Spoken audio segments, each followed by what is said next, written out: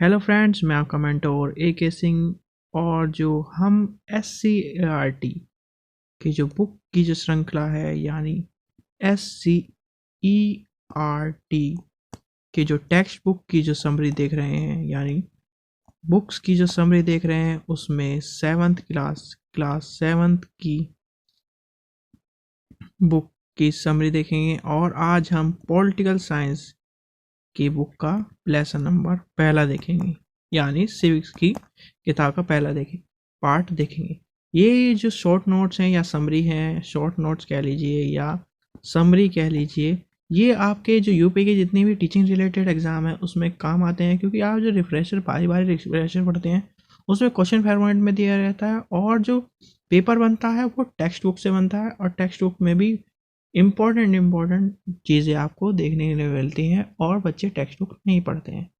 समय व्यर्थ न करते हुए आज के जो पार्ट है क्लास 7 का पार्ट 1 सिविक्स का, उसे देखेंगे, उसमें समरी देखेंगे। चलिए शुरू करते हैं।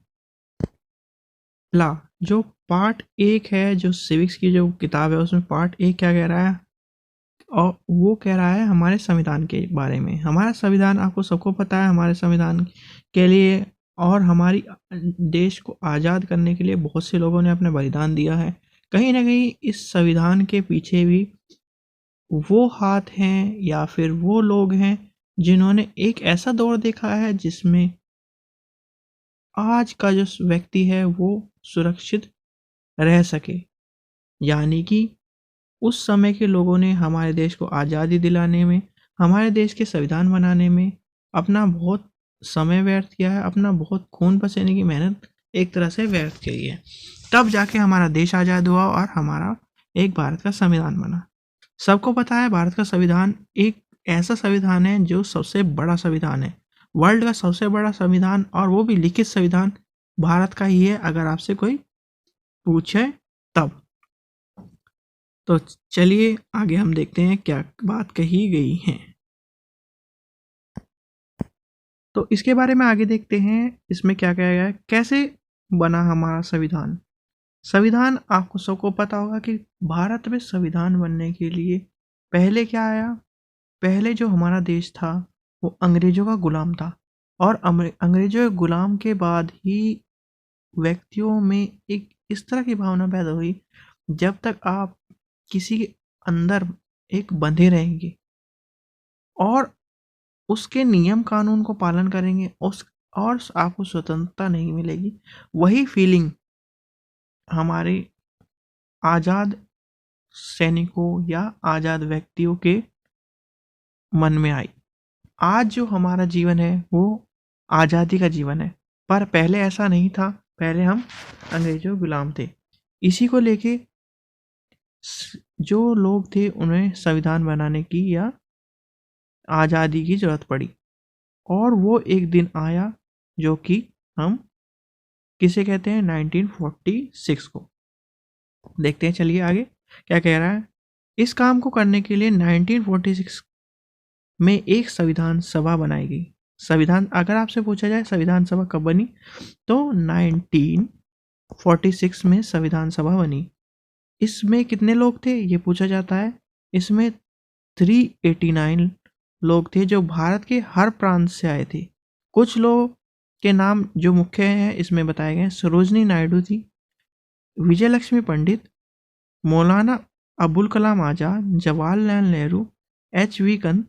और इसके जो नेक्स्ट क्या पूछा जाता है आपसे, इसमें पूछा जाता है इस संविधान सभा के जो अध्यक्ष थे वो कौन थे, राजेंद्र प्रसाद जी थे।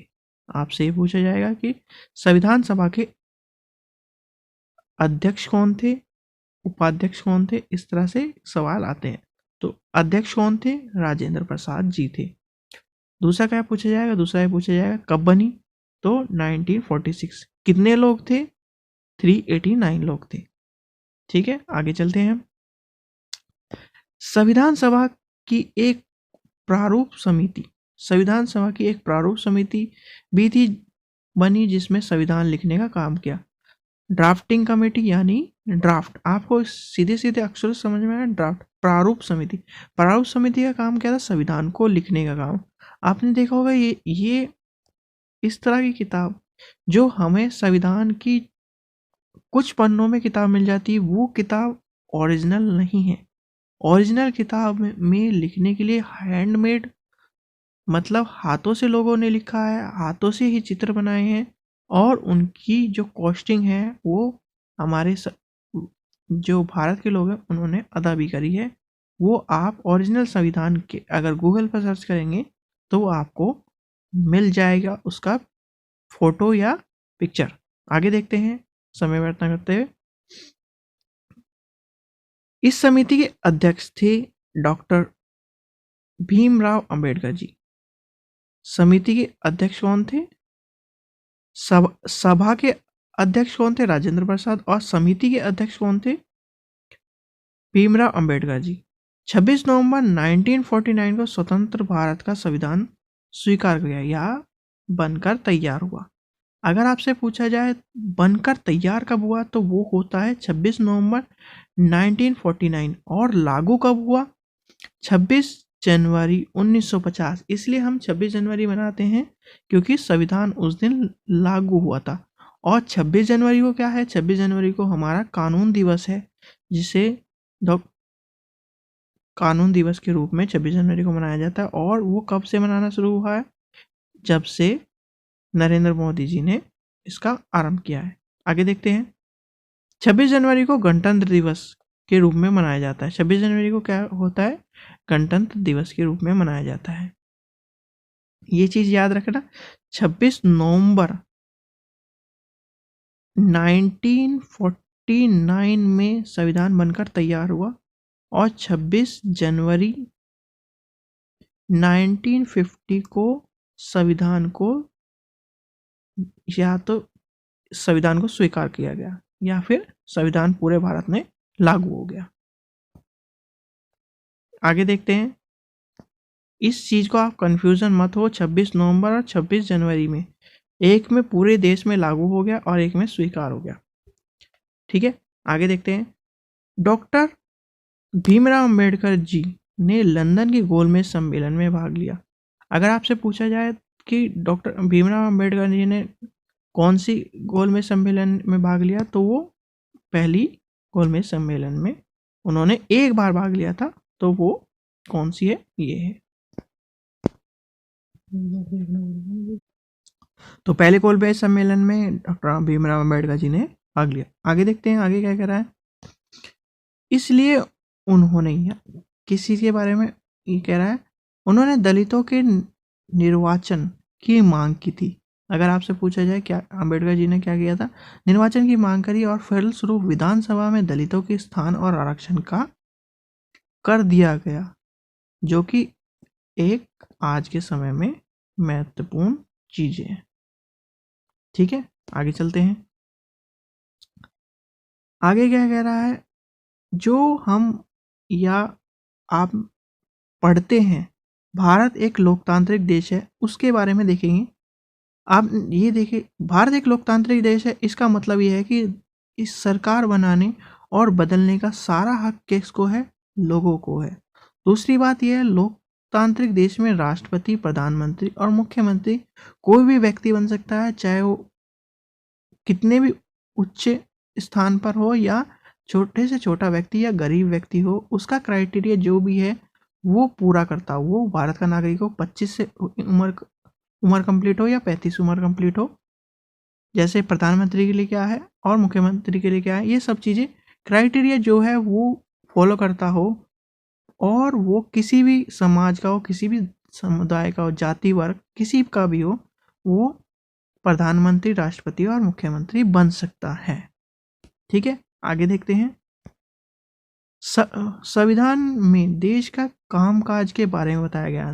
भारत का संविधान है, उसमें सारी चीजें बताई गई, इसलिए एक संविधान को, भारतीय संविधान को बहुत ही भारी भरकम या आप बहुत ही बड़ा मान लीजिए। उसमें प्रधानमंत्री के कार्य, मुख्यमंत्री के कार्य, राष्ट्रपति के कार्य, एक आम व्यक्ति के कार्य, सारी चीजें लिखी गई हैं, इसलिए वो एक बहुत बड़ा संविधान है। ये देखिए, संविधान में देश के कामकाज के बारे में बहुत सारी बातें लिखी गई हैं। प्रत्येक नागरिक के संविधान के किस तरह पालन करना है, क्या क्या चीज़ें हैं, सब चीज़ें बताई गई हैं। तो इसमें हमें कहीं भी भटकने की जरूरत नहीं है। संविधान अगर आपने पढ़ लिया है तो वही आपको एक अच्छा ग्रंथ कहा जाएगा। इसलिए अंबेडकर जी भी संविधान को बहुत प्रमुख मानते थे। आगे देखते हैं। हमारा संविधान, भारत का संविधान एक लिखित एवं विशाल संविधान है। देखिए ये वो बात कह रहा है, अगर आपसे पूछा जाए संविधान क्या है, भारत का संविधान एक लिखित और विशाल संविधान है और सबसे बड़ा संविधान है, विश्व का सबसे बड़ा लिखित संविधान है। आवश्यकता पड़ने पर संशोधन किया जा सकता है। संशोधन किया जा सकता है, आपको सबको पता है हमारे देश में बहुत सारे संशोधन हुए हैं जो समय समय पर समय की मांग के अनुसार संविधान में संशोधन किए गए हैं। मूल संविधान, मूल संविधान से आशय क्या है, जब संविधान बना तब उसमें यानी 1950 के बाद भी संविधान में उसके तुरंत बाद ही संविधान में संशोधन हुआ है। तो मूल संविधान से आशय क्या है, जो मूल संविधान बन के तैयार हुआ था उसमें क्या है, मूल संविधान में कुल 22 भाग, 395 अनुच्छेद और 8 अनुसूचियां थी। ये आपको पता होना चाहिए। जो मूल संविधान, अगर आपसे पूछा जाए मूल संविधान में कितने भाग थे, कितनी अनुसूचियां थी और कितने अनुसूचियां थी और कितने अनुच्छेद थे, ये आपको पता होना चाहिए। तो 22 भाग थे उस समय, 395 अनुच्छेद थे या आर्टिकल कह लीजिए, और 8 शेड्यूल या अनुसूची थी। और वर्तमान समय में कितने हैं, 25 भाग हैं, 470 आर्टिकल हैं या अनुच्छेद हैं और 12 अनुसूचियां हैं। आप इसको डिटेल में समझने के लिए जाकर चैनल पर वीडियो है संविधान की, उसे समझ सकते हैं, उसमें आपको सारी चीज़ें बताई गई हैं। आगे देखते हैं। आइए हम संविधान के बारे में जानते हैं, इसमें क्या क्या बताया गया। संविधान को अगर जानना है बहुत ही छोटे रूप में तो हमें कुछ नहीं पढ़ना है, हमें प्रस्तावना या उद्देशिका को एक बार पढ़ लेना है। देखते हैं संविधान की प्रस्तावना या उद्देशिका के बारे में क्या कहा गया है। ये इंपॉर्टेंट है। इसमें से आपसे किस तरह क्वेश्चन पूछे जाते हैं, क्वेश्चन पूछे जाते हैं आपको डैश करके दे दिया जाएगा या आपको दे दी जाएगा इस तरह, भारत एक संप्रभुता संपन्न देश है, डैश पंथनिरपेक्ष लोकतांत्रिक गणराज्य बनने के लिए, या फिर इतना दे दिया जाएगा, आपको डैश में ही भरना है। या फिर आपसे पूछा जाएगा, क्रम से पूछा जाएगा, ज़्यादातर क्रम से पूछा जाता है तो क्रम से याद रखना होगा। प्रस्तावना को देते हैं। हम भारत के लोग हैं, भारत को एक संपूर्ण संप्रभुता संपन्न समाजवादी पंथ निरपेक्ष लोकतांत्रिक गणराज्य बनाने के लिए तथा उसके समस्त नागरिकों को सामाजिक, आर्थिक और राजनीतिक न्याय, विचार, अभिव्यक्ति, विश्वास, धर्म और उपासना की स्वतंत्रता, प्रतिष्ठा और अवसर की समानता प्रदान प्राप्त करने के लिए तथा उन सभी में व्यक्तियों की गरिमा और राष्ट्र की एकता और अखंडता सुनिश्चित करने के लिए बंधुत्व बनाने के लिए दृढ़ संकल्प होकर अपनी इस संविधान सभा में तारीख 26 नवंबर 1949 ये सब चीज़ें बताई गई हैं जो कि इम्पोर्टेंट है। आपने ये पढ़ लिया 26 जनवरी को, 26 नवंबर और 26 नवंबर को हमारा संविधान बनकर तैयार हुआ और 26 जनवरी को संविधान को स्वीकार करा गया पूरे देश के थ्रू। तो आपसे ये पूछा जाता है, आपको ये संविधान की जो ऊपर की यहाँ तक जो अखंडता तक लाइन है आपको ये पता होना चाहिए। राष्ट्रीय एकता और अखंडता सुनिश्चित करने के लिए बंधुत्व की भावना। और आपसे ये पूछा जाता है नागरिकों को कौन कौन से सामाजिक, आर्थिक, राजनीतिक न्याय के विचारों, अभिव्यक्ति और विश्वास, धर्म, उपासना की स्वतंत्रता है। फिर क्या पूछा जाएगा और क्या पूछा जाएगा, और ये पूछा जाएगा कि इसमें आपको क्रम से पूछा जाता है कि पहले क्या, सामाजिक वादी, पंथनिरपेक्ष, लोकतांत्रिक और गणराज्य, ये सब चीज़ें इस तरह ही पूछी जाती हैं जो कि आपको याद करनी चाहिए। आगे देखते हैं जो संप्रभुता संपन्न राज्य का अर्थ क्या है। संप्रभुता संपन्न राज्य का मतलब ये है कि जो भारत की सरकार के आंतरिक और बाहरी मामले हैं अपनी इच्छा के अनुसार एवं कार्य करने में स्वतंत्र है। कोई भी देश के अंडर या फिर निष्ठा मतलब उसके अंडर में काम नहीं कर रहा है भारत एक देश।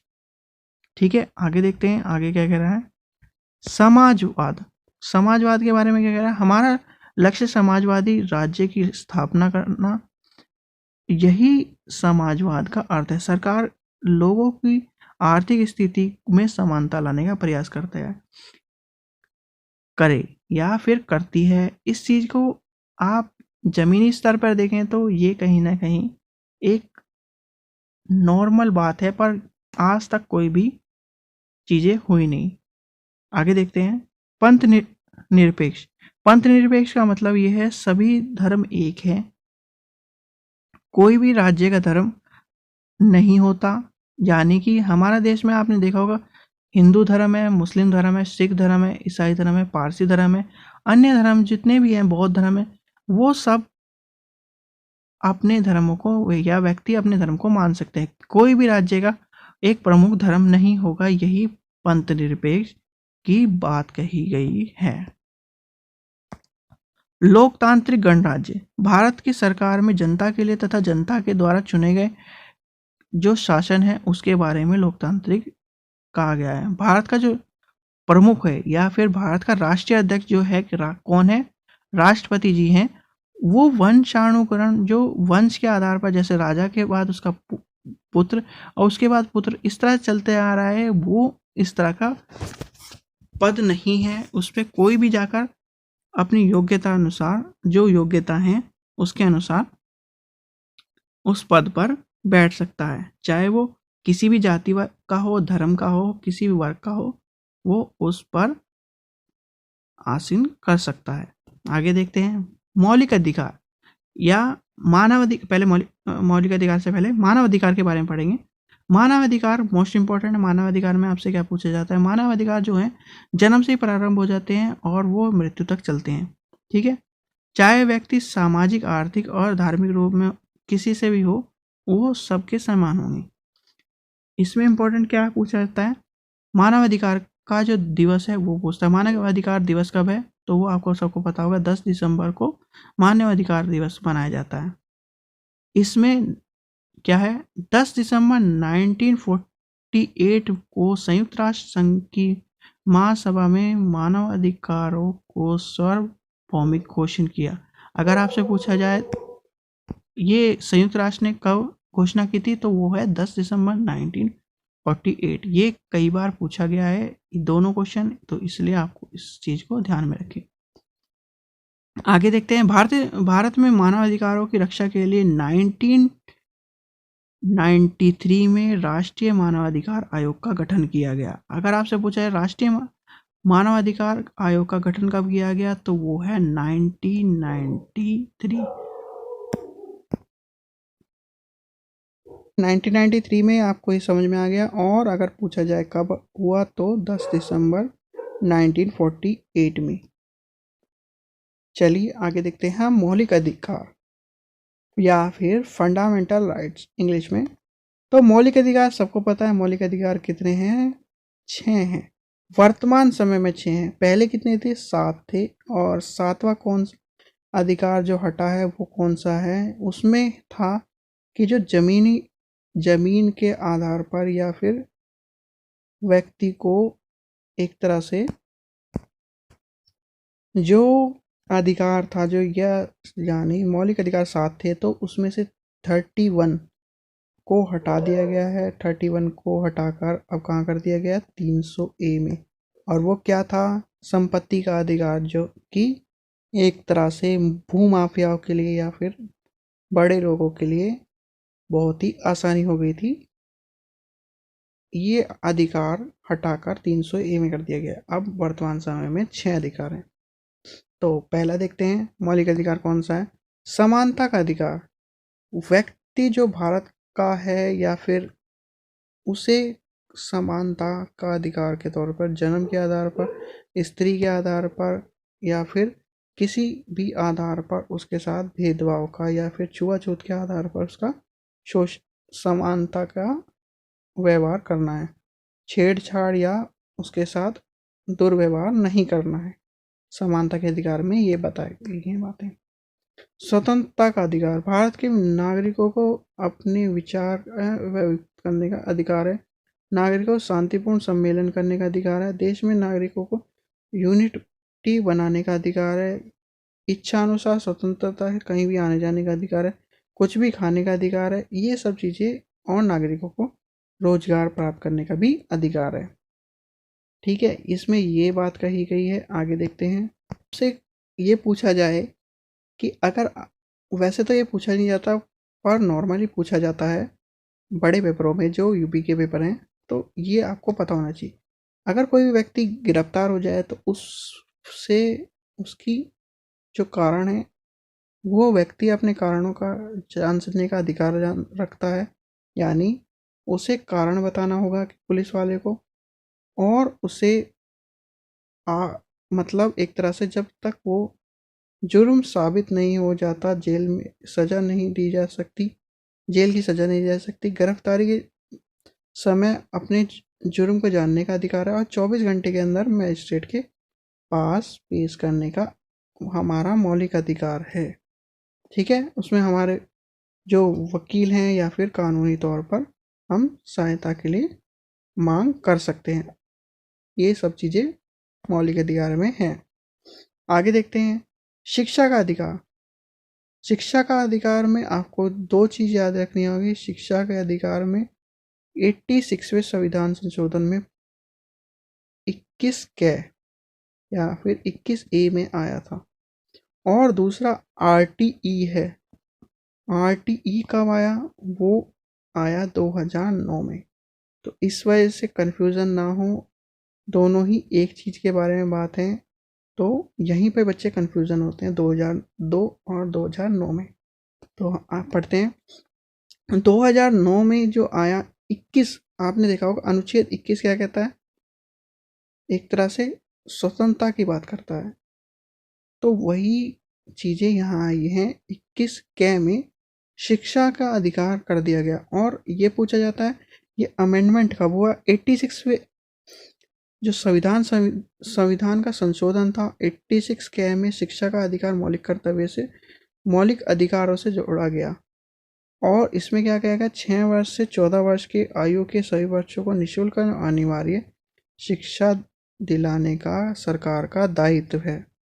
फिर उसके बाद क्या आया? उसके बाद आया संसद में एक द्वारा निःशुल्क एवं अनिवार्य शिक्षा का जो बाल शिक्षा अधिनियम यानी RT, राइट टू एजुकेशन, 2009 में पारित किया गया। इसमें राष्ट्रपति ने अपना अनुमति प्रदान करी और एक मौलिक अधिकार के रूप में ये कानून बन गया। ये कन्फ्यूज़न ना लें, इसमें से ही क्वेश्चन आपसे पूछा जाता है। संशोधन 86 संविधान संशोधन के बारे में पूछा जाएगा, या फिर आपसे कब आया और एज पूछी जाती है, एज क्या है इसकी, तो आपको पता होना चाहिए। RT कब आया? 2009 में। शोषण के विरुद्ध अधिकार।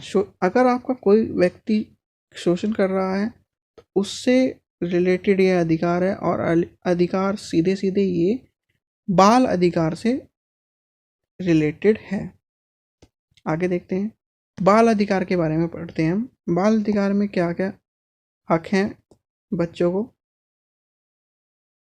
जीने का अधिकार, उचित देखभाल एवं खाने पीने का अधिकार, स्वास्थ्य सुविधा प्रदान करना, शिक्षा का अधिकार, स्वयं से जुड़े हर मदद पर अपनी बात कहने का अधिकार, आर्थिक एवं शारीरिक शोषण से बचने का अधिकार। जो शोषण का विरुद्ध अधिकार है वो ज़्यादातर बच्चों के लिए ही है, तो उसके बारे में युद्ध, बाढ़, सूखे, महामारी, भूकंप, आपदाएं जैसी बीमारी जो हैं उसमें सबसे पहले इन्हें राहत मिलेगी। तो बाल अधिकार में ये बात कही गई है। आगे देखते हैं। आगे क्या है?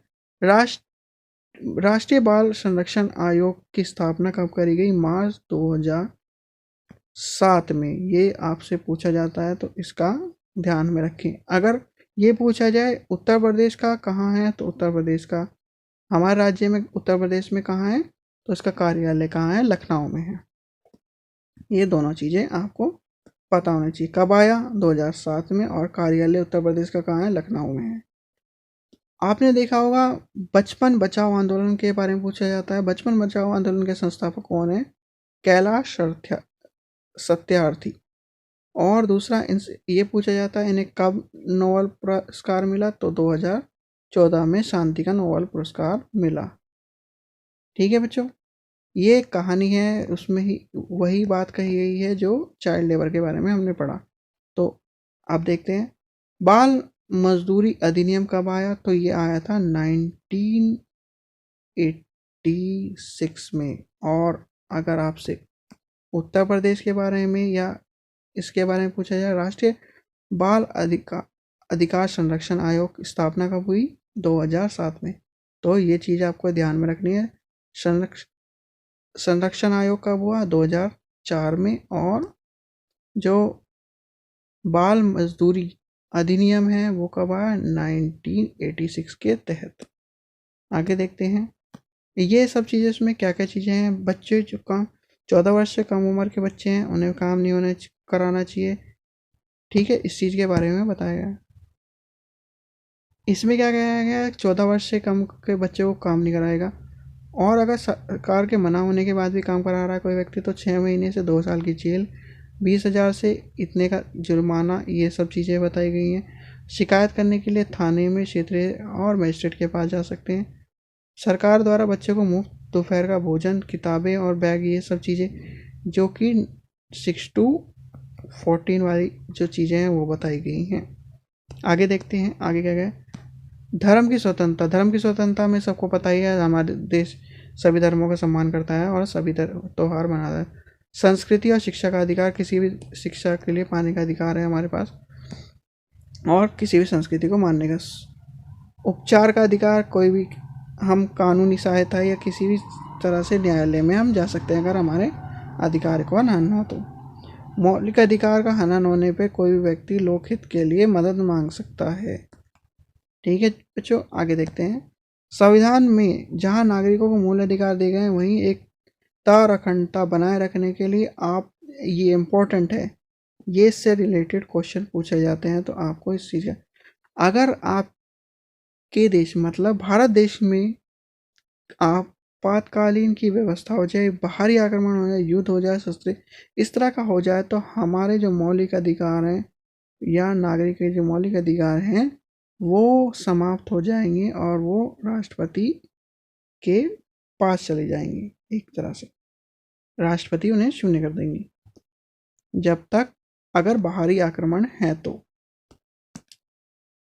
राज्य की नीति निर्देश तत्व, ये सबसे महत्वपूर्ण है। ये राज्य की नीति, संविधान में सरकार की नीति बनाने के लिए कुछ निर्देश दिए गए हैं जिन्हें हम नीति निर्देश तत्व कहते हैं। जो सरकार हम जो नीतियाँ बनाती हैं उन्हें नीति निर्देश तत्व कहते हैं, जो कि महत्वपूर्ण है। राज्य नीति निर्देश तत्व का पालन करने के लिए हर संभव प्रयास करेगा, किंतु उन्हें लागू करने के लिए राज्य के विरुद्ध न्यायालय की शरण में नहीं जाया जा सकता।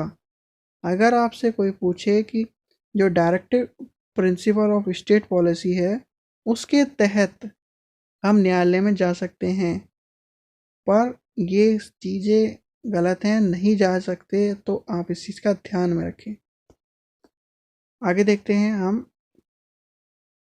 ये सब चीज़ें वही हैं जो डायरेक्टिव प्रिंसिपल हैं। निःशुल्क कानून व्यवस्था, गरीबों के न्याय, इस तरह की चीज़ें, पर्यावरण को हानि, ये सब चीज़ें। जैसे आपने देखा होगा कि जो बिहार में लीकर पॉलिसी को लाया गया है वो एक डायरेक्टिव प्रिंसिपल जो स्टेट के प्रिंसिपल है उसी के तहत लाया गया है, और उसके तहत किसी भी न्यायालय में या कहीं भी जाया नहीं जा सकता। आगे देखते हैं मौलिक कर्तव्य। मौलिक अधिकार पढ़ लिए हमने। मौलिक अधिकार कितने हैं हमारे, 6, और मौलिक कर्तव्य कितने हैं, 11। आगे देखते हैं मौलिक कर्तव्य को कब लाया गया, ये पूछा जाता है। मौलिक कर्तव्य को संविधान में कब जोड़ा गया, 76 में मौलिक कर्तव्य को संविधान में जोड़ा गया। इसमें और चीज़ें इंपॉर्टेंट नहीं है, ये सब चीज़ें नॉर्मल है कि संविधान ध्वज का कहना सम्मान करना चाहिए, राष्ट्रीय आंदोलन की जो प्रतिमा है वो उनको करना चाहिए, ये सब चीज़ें नॉर्मल है, ये सब चीज़ें इतनी पूछी नहीं जाती। आगे देखते हैं। हर माता पिता या संरक्षण जो उसका अभिभावक है उसका कार्य क्या है, 6 वर्ष से 14 वर्ष के वर्ग के जो बच्चे हैं उनका पालन पोषण करना, शिक्षा का अधिकार दिलाना, जो कि दो है कर्तव्य है 2009 21A में क्या कहा गया है, जो 2002 में जो शिक्षा का अधिकार जोड़ा गया था, वर्तमान मौलिक कर्तव्य 11 संख्या 11 में है, तो उसके बारे में बताया गया है। ठीक है बच्चों, ये जो शॉर्ट नोट्स हैं ये एक आपके जो यूपी के जो इतने भी एग्ज़ाम है टीचिंग रिलेटेड उसमें महत्वपूर्ण होंगे। आशा करता हूँ आपको वीडियो पसंद आई तो लाइक करें, शेयर करें और चैनल को सब्सक्राइब करें। Thank you.